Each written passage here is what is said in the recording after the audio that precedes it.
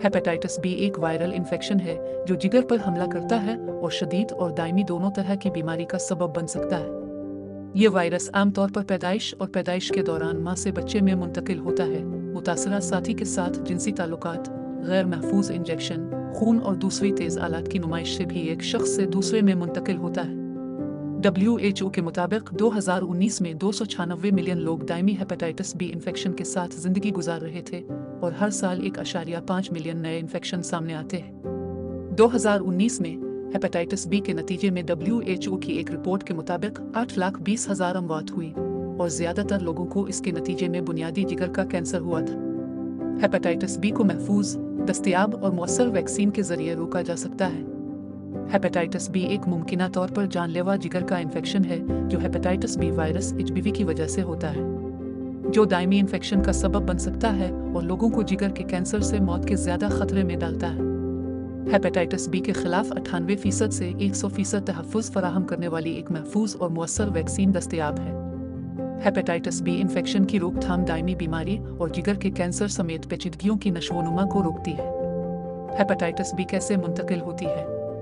Hepatitis B आमतौर पर माँ से बच्चे में पैदाइश के वक्त यानी पेरिनेटल ट्रांसमिशन और हॉरिजॉन्टल ट्रांसमिशन यानी मुतासरा खून की नुमाइश के जरिए फैलता है और ये इन्फेक्शन 5 साल से पहले मुतासरा बच्चे से गैर मुतासरा बच्चे में भी लग सकता है और शुरू के 5 सालों में इस इन्फेक्शन का खतरा बहुत ज़्यादा होता है। हेपेटाइटिस बी सुई या इंजेक्शन, टैटू बनाने, छेदने और मुतासरा खून और जिस्मानी रतूबतों जैसे थूक और माहवारी से भी फैलता है। वायरस की मुंतकिली आलूदा सुइयों और सरिंजों और तेज़ धार चीज़ों के दोबारा इस्तेमाल से भी हो सकती है।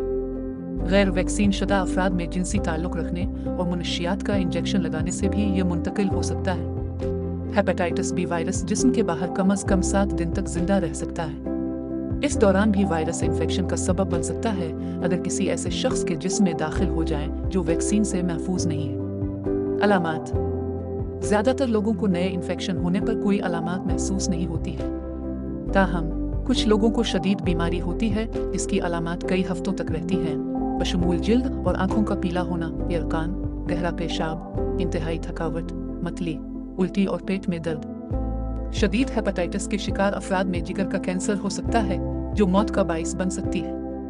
HBV इन्फेक्शन की तवील मुद्दती पेचीदगियों में से लोगों में जिगर की जदीद बीमारियां जैसे सर्सस और हिपाटोसेलुलर कार्सिनोमा पैदा होते हैं जो कि ज़्यादा अमवात का सबब बनते हैं। रोकथाम: WHO तजवीज़ करता है कि इस इन्फेक्शन की रोकथाम के लिए तमाम नौज़ायदा बच्चों को पैदाइश के बाद जल्द अज जल्द हेपेटाइटिस बी की वैक्सीन मिल जाए, बल्कि 24 घंटों के अंदर ही। इसके बाद वैक्सीनेशन सीरीज़ को मुकम्मल करने के लिए कम अज़ कम 4 हफ्तों के वक्फे पर हेपेटाइटिस बी वैक्सीन की 2 या 3 खुराकें लगाएं। तहफ़्फ़ुज़ कम अज़ कम 20 साल तक रहता है और शायद पूरी ज़िंदगी भी।